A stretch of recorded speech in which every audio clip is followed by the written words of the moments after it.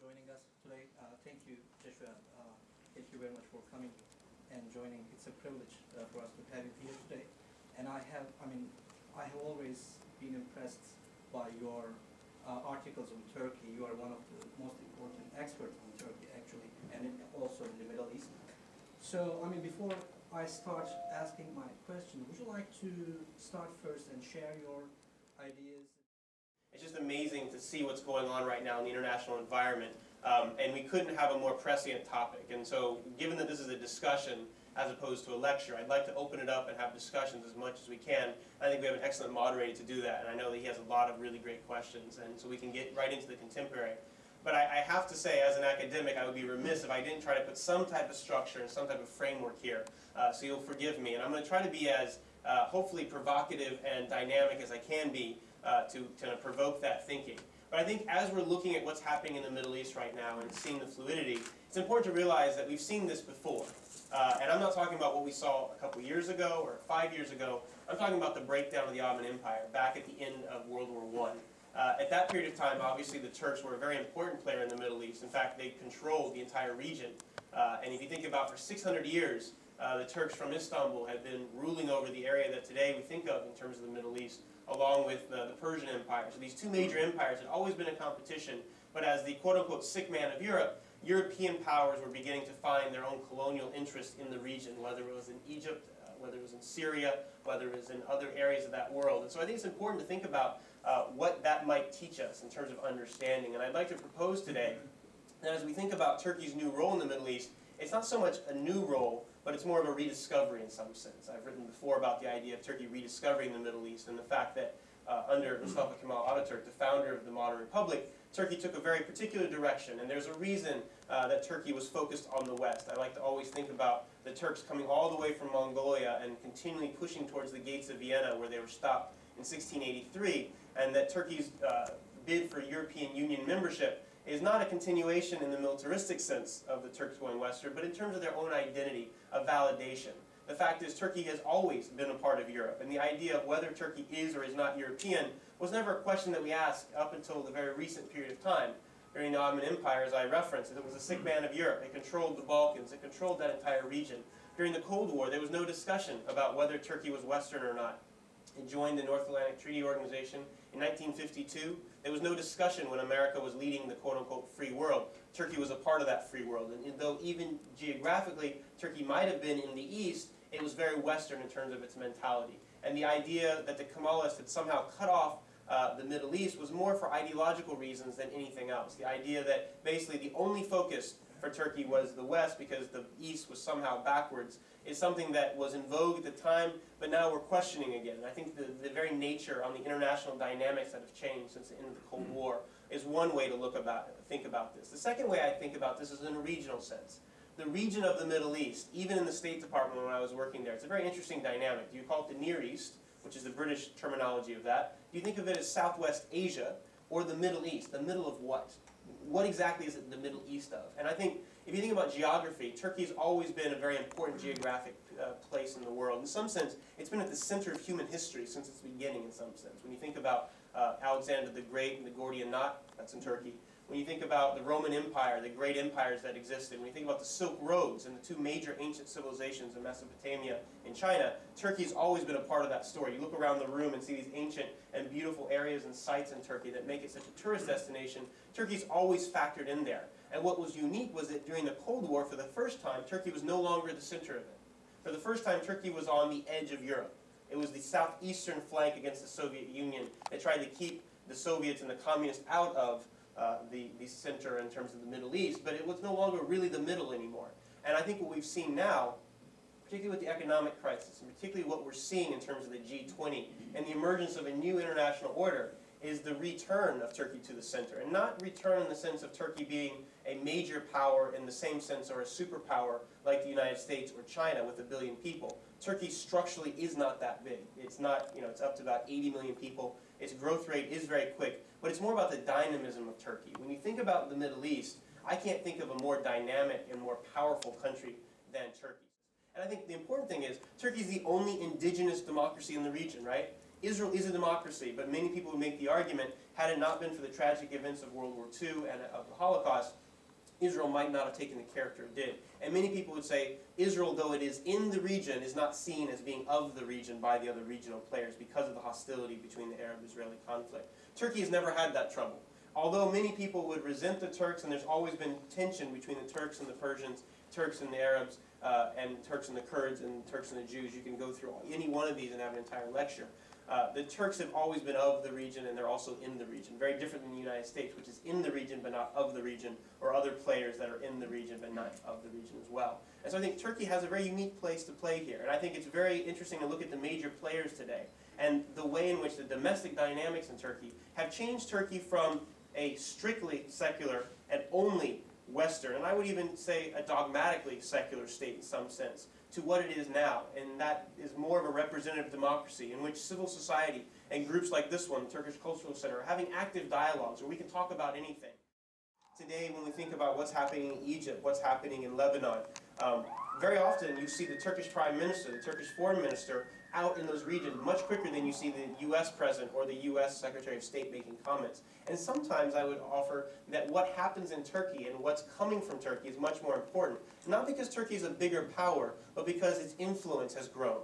And in the sense that Turkish businessmen and Turkish entrepreneurs have allowed the economies to be more dependent in some ways on Turkey than on the United States. It's fascinating to look at the way in which the economies have changed over time, from simply being oil-based to being much more service-based. And Turkey never had the abilities or had the natural resources that many of its regional players had. So when you think about a lot of the consultants in this region, they're Turkish educated. The fastest growing sector in Turkey right now from the Middle East is actually in education. The number of students that we see in Turkey that are going to Turkey instead of coming to the United States, which has been the traditional home of Arab leaders in terms of their children, is changing. And I think that's a very, very important factor to focus in on, and particularly in a city like New York that may not be the political capital of the world, but in many ways continues to have the reach that it does because of the fashion, because of the business, because of the culture. It's important to see Turkey's role outside of the geopolitical, and while Turkey may not be the broker at the end of the Arab-Israeli conflict, it's an important player, and it could offer that office. And when we saw the talks in Iran that came to naught, just because it was hosted in Turkey and nothing happened, doesn't mean that Turkey's not actively trying. The very fact that it was held in Turkey is significant. It means that the Iranians trust the Turks enough to hold the talks there, and the Europeans and Americans trust the Turks.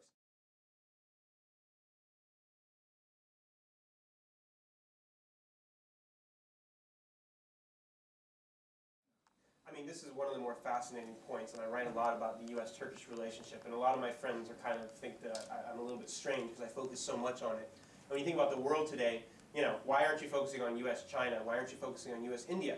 Those are really important, and don't get me wrong, I'm not saying that Turkey is more important, but it's one of the most critical relationships because for so long the U.S. has taken Turkey for granted, and I think that we saw that particularly during the Bush administration, where there was a sense of, when we asked the Turks to jump, they asked us how high, not whether they should jump or not. And there's a real questioning in Turkey of saying, look, what is this relationship about anymore? We understood during the Cold War, you kept us safe from the Soviets. The Soviets were trying to take Istanbul and the Straits, you know, Stalin's idea here. But now, what do we do? What's the point of being in a relationship?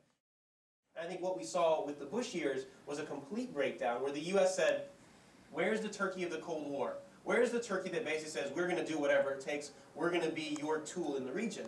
And the Turks very clearly not only said no, but they said, we have another alternative. We have our own ideas.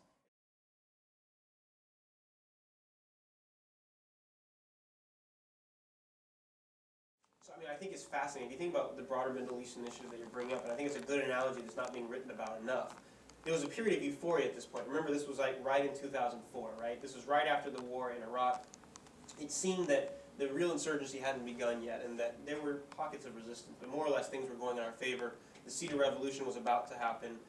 Libya had just given up its nuclear ambitions, and so there was a real sense of maybe there's an Arab Spring happening here. Maybe there's a real change.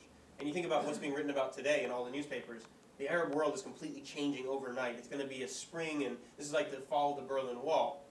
I think there's some differences between this time and that time that we can talk about. But in terms of the broader Middle East initiative, I think that because of the messenger, that was dead on arrival. President Bush was not going to be seen as any champion of democracy because of the way in which in this country he had decided to go about after 9/11 and the civil liberties and all the issues that were being debated hotly here, but also because of the way he was seen overseas. He was toxic in many ways. It was basically kind of seen as a cowboy. And as a result, no foreigner wanted to stand next to him at all. And I think the difference now is everybody wants to be near Obama, everybody wants to be seen. And so there's a real difference here in terms of even the way that Obama has positioned himself. With what's happening in Egypt, it would have been very tempting for any U.S. president to get in front of the entire State Department or anybody else and make a news conference and say, we stand with the protesters and we want Mubarak out. But that would have been very dangerous in a lot of different ways because the stability and rule of law, there's no real clear alternative in that region. And I think Turkey's role is critical in this aspect because Turkey is the only indigenous player in the region that is representative. It is representative in the sense of having a conservative Muslim prime minister who's very popular in the Middle East. Every poll I see says that the most popular leader in the Arab world right now is not Nasrallah, it's not Ahmadinejad, it's not any Arab leader or any other leader, it's Erdogan. And Prime Minister Erdogan is loved in Turkey or hated in Turkey. He's kind of got this Bill Clinton charisma to him of you either hate him or you love him. And he has this amazing ability to say things in such a colloquial phrase that really galvanizes the Turkish spirit. And he seems to have tapped into something within the Arab spirit as well. And I think it's interesting to see that he's saying nothing right now. The Prime Minister has more or less said, we want stability in the region. I mean, everybody wants stability in the region, maybe except for Iran. But the Prime Minister has the most to gain and to lose in some sense of what happens right now. And the AKP, because of its own domestic battles that it's about to have, it's about to enter elections in June, has to be very careful. Because what happens if Mubarak crushes this protest movement and we, both the Americans and the Turks, have stood forward and said, we support the protesters and now the protesters are all in jail. Are we willing to go in with our tanks and to liberate them? Are we willing to take a stand? Or are we going to have the moral ground of saying, we think you shouldn't be as repressive. We think it'd be nicer if you let some of this up. So I think the broader Middle East initiative is a great idea that continues to live on. And I think Obama is personifying it in some ways. But I think the idea is we don't want a made in U.S. stamp put on any of these things. I don't think a made in Turkey stamp is very good either. That's a lot better than a made in U.S. stamp. But a made in Egypt, a made in Tunisia, a made in Yemen stamp is going to go a whole lot further than anything else we can come up with. In 1998, the Turkish Prime Minister, Mr. Erdogan, he was describing himself as an Islamist. Yeah. You remember that, Yes. right? But when he took the office, he has totally changed, right? I mean, the Islamists in Turkey actually have a similar background with the Muslim Brotherhood. So they were inspired by Sayyid Qutb. Mm-hmm. I mean, most of them. Yes. So, as also you remember, the second man of Al-Qaeda, Ayman al-Zawahiri, is from Egypt, and he's very influential in Al-Qaeda. So, I mean, those Muslims, I mean, they all used to live in under oppression, Mm-hmm. right? So they never were given any chance to be in the system, Mm-hmm. in the system, in the government in Egypt. So, I mean, when the Islamists were given a chance in the system, they are changing. Mm-hmm. I mean, do you think that if the Muslim Brotherhood would be given any chance in the system, wouldn't they change a little bit? Maybe United States has a new vision about that. Do you agree? I mean, that's a hotly debated topic, both within the policy world and the academic world. And I think the general consensus is that as long as there's no alternative to a political solution, that holds. The problem here is that, let's take Hamas as one example. Hamas is a genuine political movement. They do a lot of great things in Palestine, in Gaza, etc. The problem is whenever they don't get what they want, they resort to violence. And I think the same thing can be said about Hezbollah in Lebanon.